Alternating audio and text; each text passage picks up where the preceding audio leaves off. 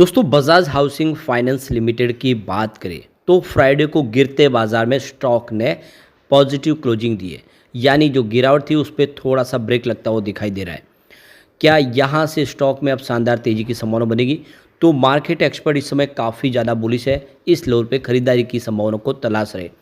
तो यहाँ पे देखिए कंपनी फंडामेंटली कितनी मजबूत है, इसके पॉजिटिव और नेगेटिव पहलू को जानने की कोशिश करेंगे। और बाज़ार में ज़बरदस्त जो बिकवाली हो रही है, इसके पीछे वजह है एफआई लगातार बाज़ार से पैसा निकाल रहे हैं। ऐसे में क्या आने वाला है, इसमें बाज़ार में भारी भरकम गिरावट आने वाली है। कुछ लोग आगाही कर रहे हैं कि जो कोरोना काल में जिस तरह से भारी गिरावट थी वैसी गिरावट हो सकती है। क्या बिल्कुल वैसा पॉसिबल है? समझने की कोशिश करेंगे इस वीडियो के माध्यम से। लेकिन फ्रेंड्स, उससे पहले अगर आप पहली बार हमारे चैनल पे आए तो चैनल को सब्सक्राइब कर दीजिए, एक बेल आइकॉन दबा दीजिए ताकि जब भी नया वीडियो बने पहला नोटिफिकेशन आपको मिले। वीडियो पसंद आए तो लाइक से ज़रूर कीजिए। चलो फ्रेंड्स, वीडियो स्टार्ट करते हैं। मैं हूँ आपका दोस्त SB दवे और हमारे अपने चैनल ऑनलाइन कमाई में आपका बहुत बहुत स्वागत है। तो देख सकते हो कि एफआई ने पहली बार, यानी जो कोरोना काल में भी नहीं हुआ, वो 1 महीने के अंदर 1 लाख करोड़ की भारी भरकम बिकवाली कर दी है। और ये एक तरह से एक रिकॉर्ड तोड़ बिकवाली है, आज तक इतनी बड़ी बिकवाली नहीं हुई। तो आपने देखा होगा कि एफआई की बिकवाली की वजह से बाज़ार गिर गया था कोरोना काल में और सारे के सारे शेयर धराशायी हो गए थे। लेकिन इस बार बाज़ार को थोड़ा सा संभाला जो मिल रहा है, जो सपोर्ट मिल रहा है वो है डीआई की तरफ से और साथ में रिटेल इन्वेस्टर की तरफ से, जिसकी वजह से बाज़ार अभी फ़िलहाल थोड़ा सा संभला हुआ। लेकिन गिरावट जारी है क्योंकि ये जो बिकवाली है बहुत ज़्यादा है एफआई की। एफआई लगातार इंडिया के बाज़ार से पैसा निकाल के दूसरे मार्केट में लगा रहे, क्योंकि उनको लग रहा है कि वैल्यूएशन महंगा हो गया इंडिया के बाज़ार का। तो देखिए 24 अक्टूबर के हिसाब से जो आंकड़े निकल कर आए, एफआई की जो टोटल आउटफ्लो है 1 लाख करोड़ को क्रॉस कर गया है। इस दौरान डीआई का जो इनफ्लो है वो 97,000 करोड़ के आसपास पहुंचा है मंथली लेवल पर। तो पीछे बिल्कुल नहीं है, डीआई भी उसी हिसाब से खरीदारी कर रहे हैं, लेकिन एफआई एग्रेसिव बिकवाली कर रहे हैं।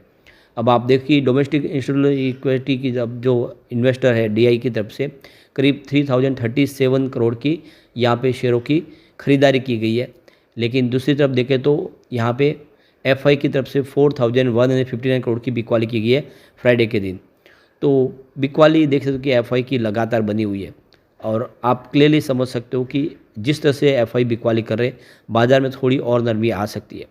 इस बार बाज़ार के लिए जो प्लस पॉइंट ये है कि एफआई डीआई के समकक्ष रिटेल इन्वेस्टर भी उतनी ही तेज़ी और ताकत के साथ खड़े हैं, यानी उनका वेटेज भी अब ज़्यादा है। पहले एक तरफा गिरावट हो जाती थी एफआई या डीआई की वजह से, अब ऐसा होता नहीं है। वैसे डीआई तो पिछले 1 साल से लगातार बाज़ार में खरीदारी कर ही रहे।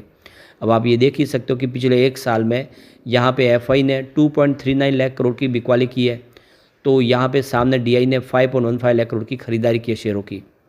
और यही बाज़ार की सबसे बड़ी ताकत है। अब बजाज हाउसिंग फाइनेंस लिमिटेड की बात करें तो क्लोजिंग फ्राइडे को 131 पर थी, जहाँ पे 0.038% की तेज़ी थी बीएससी में।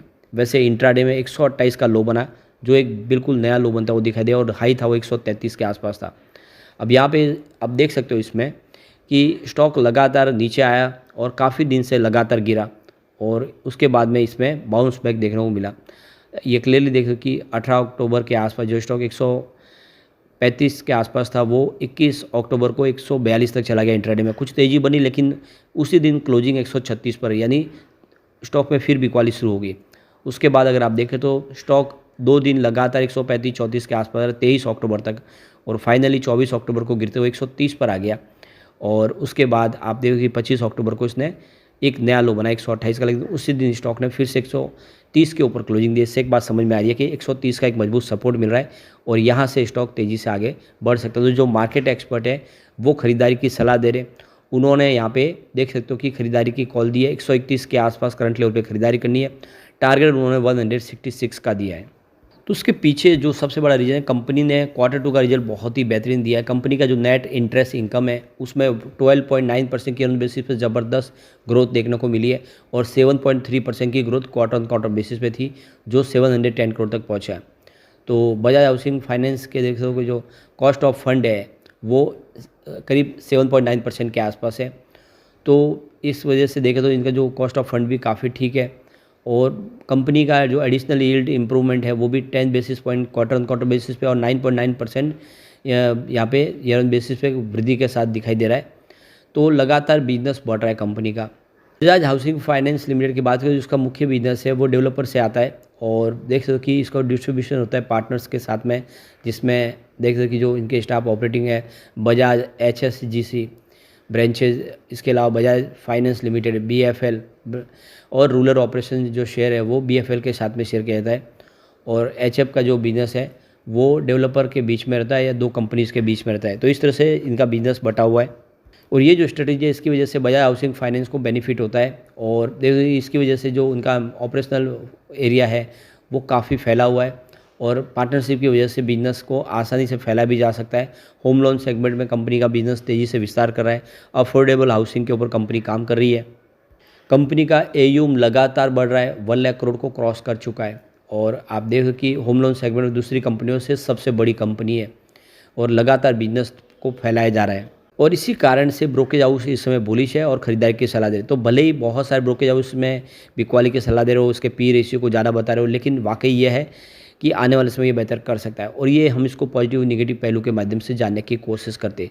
तो पहला यहाँ पे पॉजिटिव पॉइंट है वो है एनुअल रिवेन्यू, जिसमें 34.46% की शानदार वृद्धि देखने को मिली है, जो लास्ट ईयर 7,617.71 करोड़ के आसपास रहा है और इसके जो सेक्टर का एवरेज रेवेन्यू ग्रोथ रहा है लास्ट ईयर वो 27.22% रहा है। एनुअल नेट प्रॉफिट की भी बात करें तो यहाँ पे 37.64% की शानदार वृद्धि देखने को मिल रही है, जो लास्ट ईयर 1,731.22 करोड़ के आसपास रहा है, जबकि इसके सेक्टर का जो नेट प्रॉफिट ग्रोथ है वो 26.85% रहा है।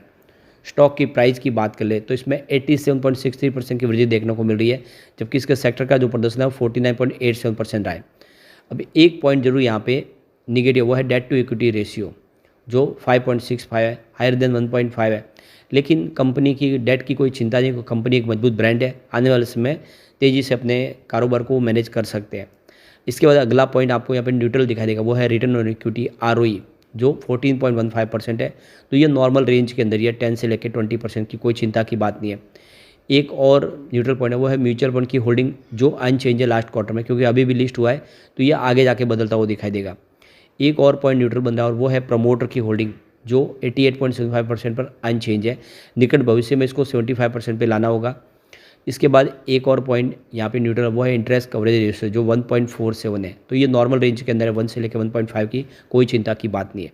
इसके बाद एक और पॉइंट पॉजिटिव वो है प्रमोटर के जीरो प्लेस शेयर, कोई भी शेयर यहाँ पे गिरवी नहीं है। तो यहाँ पे पॉजिटिव पॉइंट की बात करें तो आपको टोटल 4 पॉजिटिव पॉइंट दिखाई देंगे और यहाँ पे 4 न्यूट्रल पॉइंट भी है, सिर्फ एक निगेटिव पॉइंट है। इससे क्लियरली समझ सकते हो कि कंपनी फंडामेंटली बहुत अच्छी है और आने वाले समय ये बेहतर कर सकती है और इसीलिए ये स्टॉक काफ़ी अच्छा है। अगर लॉन्ग टर्म के लिए होल्ड करे, मार्केट एक्सपर्ट इसको लॉन्ग टर्म के लिए होल्ड करने की सलाह दे रहे तो दाव लगा सकते हैं। लेकिन फ्रेंड्स, कोई भी इन्वेस्टमेंट करने से पहले अपने फाइनेंशियल एडवाइजर से एडवाइस ले लें या अपना खुद का रिसर्च करें, क्योंकि मैंने वीडियो आपके एजुकेशनल पर्पज़ के लिए ही बनाया। वीडियो पसंद आए तो लाइक से जरूर कीजिए और चैनल को सब्सक्राइब कर दीजिए। Thank you friends.